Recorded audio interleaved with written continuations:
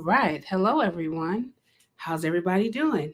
I'm not sure if I'm live, but it's okay. I have a shadow, so I'm going to get on some new lights because if I get new lights, you all can keep up. Okay.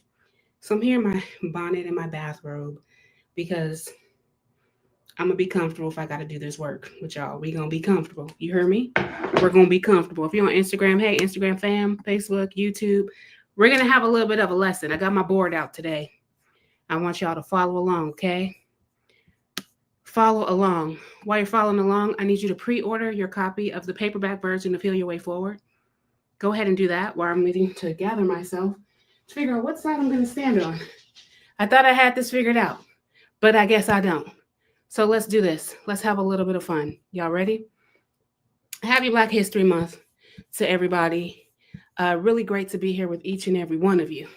So I get a lot of questions, and I wanted to come on here and say, please get your paperback version. Look at it in the light. See how it glares? Get this paperback version. Pre-order that. Number one, pre-order this. Hear Your Way Forward. Okay. I got a lot of other books too, but just pre-order that book. So I'm here today because I want to answer a few questions. And I want to answer questions to a specific group of people who keep asking me these same questions. All right. I'm going to bring the board closer here in a second. One of the biggest questions y'all keep asking me on this journey is, Maisha, how do you know what you know? Okay, so let's go there. How do you know so much about white people and white bodies? How do you specifically know about white women? Okay, story time. I come from a legacy and generations of Black women who have told stories at a kitchen table and directly to my face about their lived experience. It's all pretty much connecting dots and pattern recognition. So how do I know what I know? What many of you are actually asking me is the term epistemology. Can't even pronounce it. Epistemology. Spelled wrong. Go ahead and Google it. That should be an E. Let me make this E better. So this framework is epistemology. Can y'all see? Epistemology. How do you know what you know? Epistemology. Let me tell y'all how I know what I know about said group of people who are putting two W's here. White women. One, ancestral remembrance. All of us have this. All of us have an ancestral remembrance. Whether you're consciously aware of it or not, it's in you. We all got it. I know what I know. Ancestral remembrance. Through storytelling, through life experience, through childhood and young adult observations. That's how I know what I know about white women. And I'm also autistic and I have ADHD. So we can also add pattern recognition. The second part, life experience. Life experience, friends. How do I know what I know? Epistemology, ancestral remembrance, and life experience. That is how I know what I know about white women. Pushing that back. Why does this matter? Because it is a question that you all keep asking me. How do you know? Ancestral remembrance and life experience is how I know what I know. It's how I am able to identify the patterns of behavior that my ancestors remembered that live inside my body, that you know as a white body person, a white person in a white body, that you haven't named because you're not there on your journey yet. Let's call it ancestral remembrance. So why does this matter? I want you all to go to that website, Recover from White Feminism. I know what I know, not based on a degree, right? You're telling me, sis, I teach white people. I'm not a part of the 92%. Let me be very clear. And this is my life's work. All right. I'm in my robe because I feel like being in my robe. And I do what I want to do because I feel like it. Because I no longer work from a system of domination and oppression that tells me I have to look, think, feel, and be a certain way to do my work.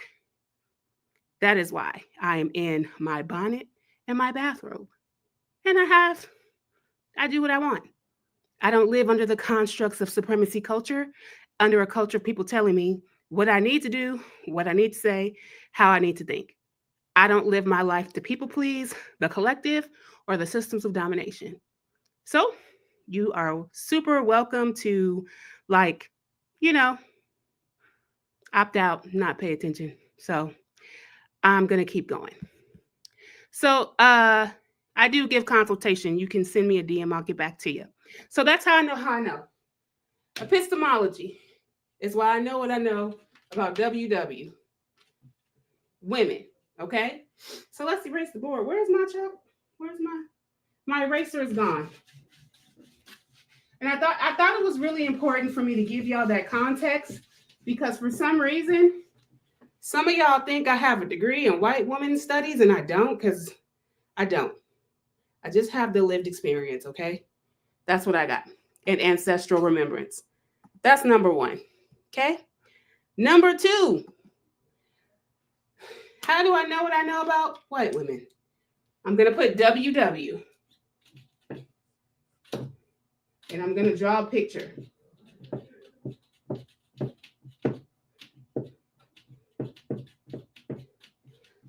This is a white woman. I'm sorry. That's as cute as y'all getting from my agency hill. You're getting a stick figure. When I think about this in my life experience, how I know what I know, I think of the anatomy of a white woman based on their behaviors because of patriarchy, coverture, and white women are oppressed. I don't know why y'all keep thinking you're not. So let me write those words down.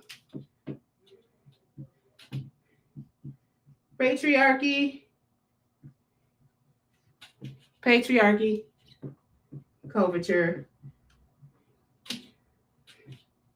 and oppression. Because white women are oppressed oppressors. They're actually survivors of emotional, mental abuse from patriarchs. And it is ancestral, whether you want to believe it or not, or whether you agree or not. It is. And so, listen, what is the behaviors or anatomy of a white woman? I put this on Threads today. Here's my cute white woman.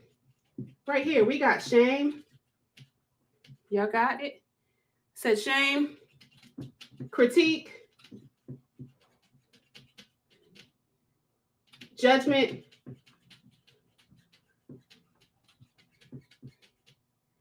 perfectionism,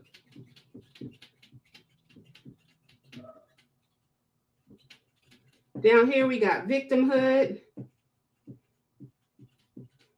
up here we got codependency, okay, what else? Projection, control, we're gonna put that over here, projection and control. And if you're watching this live or the replay, please give me more words. This is the anatomy, the behaviors of white women.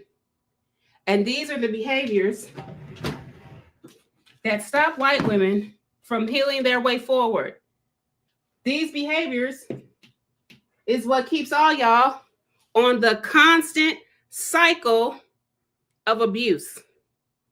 When you look at the cycle of abuse that you have gone through ancestrally and in your life, it has produced these behaviors: codependency, shame, critique, judgment, perfectionism, victimhood, control, and projection.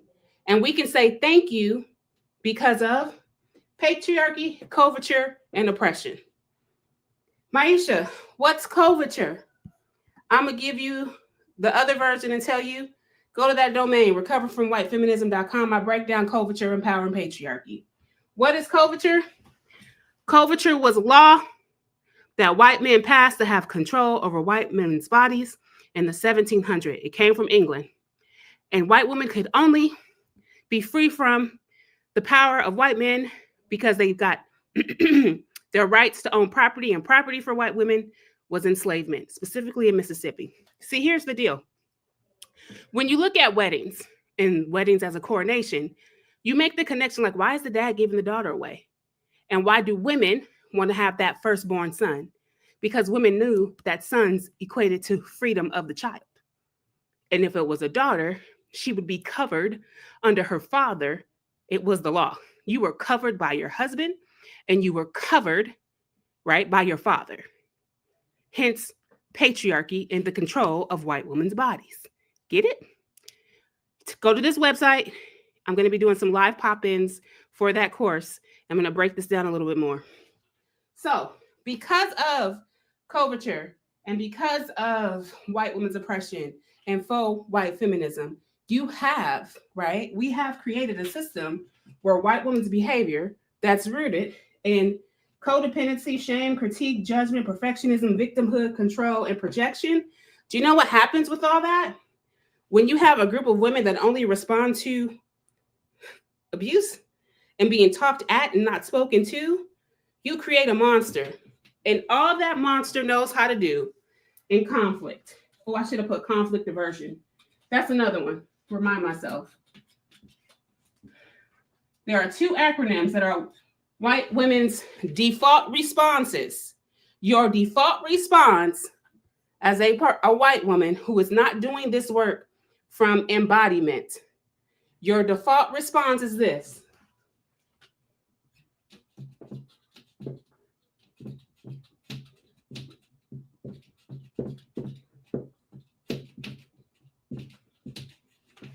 Two words, Jade and Darvo. Jade and Darvo. So when people tell you things that you don't agree with because you can't sit in the discomfort, because it doesn't make you feel good, you will justify, argue, defend, and explain yourself, codependency, or you will deny, attack, reverse, victim, and offender. Huh? What do you mean? Okay. You're in a workshop with me, and we're talking about your relationship to perfectionism. Instead of letting the information settle in your body, you'll push back and begin to justify, argue, defend, and explain yourself. And that is people pleasing because you think you've done something wrong when all I'm doing is pointing out the facts. You hear me?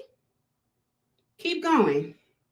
When I say something as a Black woman that you all don't agree with, what you do is Darvo. Darvo, you deny.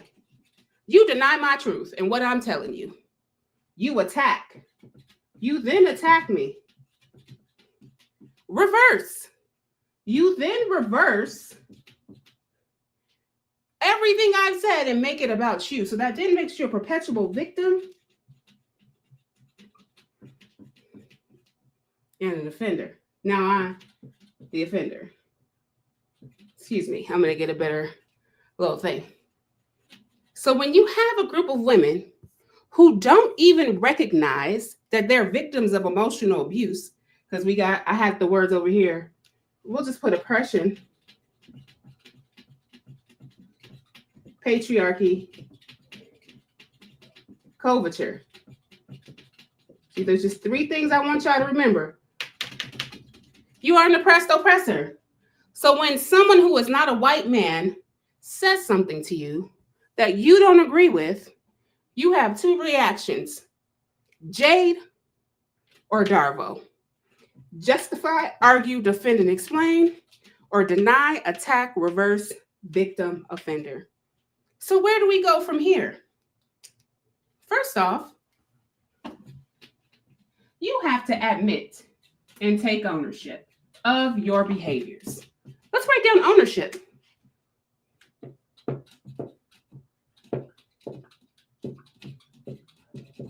And let's put my little stick figure white woman back here. It's like 12 steps if you've ever been to AA. To even get into how do I fix this behavior, you got to recover yourself. Your first step in recovery is ownership. You have to take ownership and admit that you don't know nothing, that you are ready to heal your way forward. That's the first step. Number two, instead of y'all going straight to, I don't know how to draw a brain. That's smoke. That's a brain. Y'all can't see it, but I can. Instead of y'all going from intellectualization, y'all need to go to embodiment. The only way that you as a white woman will stay in this work, be consistent, is to understand you have a body and your body is how you will process the trauma. Because all y'all read The Body Keeps Score and or In My Grandmother's Hands by Resmaa McKenna. And if you haven't, those are some recommendations. In order for white women to be consistent and to stay on the journey, you have to go to embodiment, not intellectualization. Because of patriarchy, you are already operating from the neck up. You do not realize you have a body, which is why the only way you respond is when you are talked at versus talked to. What do you mean? Let me show you. Let me show you how white women get talked at. Here we go. White women, you guys are all trash. Get your shit together. And until you get your shit together, you'll keep causing harm. Pause. Now, as you're watching this live or replay, what did that do to you in this moment? Hearing me talk at you, did you feel like, oh shit, I gotta do something. I gotta move. That's patriarchy. That's patriarchy. Now, here's my second reaction. Hey everyone, hey white people and white bodies, it's Maisha T. Hill here, and I just want to let you all know there's a few behaviors that I need you all to work on because it's causing harm. And you will cause harm. But this one's a little too much. Two different tones, talking to you versus talking at you. You will ignore the second one because of patriarchy and your relationship with being abused and your ancestors who were women being abused. It's like we say in DV training. Hurt people hurt people. You unintentionally hurt people because you have not recovered yourself from your relationship with patriarchy and white feminism. Right? So what can I do about this, Maisha? Where do we go from here? Put this in your recoveringfromfeminism.com for Women's History Month. I'm going to do some live sessions. We're going to unpack this a little bit deeper. Second thing you can do. You take Liberation Foundations. And it's going to talk to you about your why, your values, and other things on your journey, your relationship with patriarchy, and you as a white woman. And it takes embodiment. I just thought about this. I've been busy all day. I'm supposed to have a meeting. Hey, Doc, I see you. Embodiment. That is the missing element for white women. You are not in your bodies at all. And because you're not in your bodies, you are causing harm. You cannot get out of your default settings. Your default settings, projection, control, codependency, perfectionism, shame, judgment, victimhood. It is a cycle because you are not recognizing you have a body. Thank you for coming to my TED Talk. And please stick around. More is coming. Have a great day.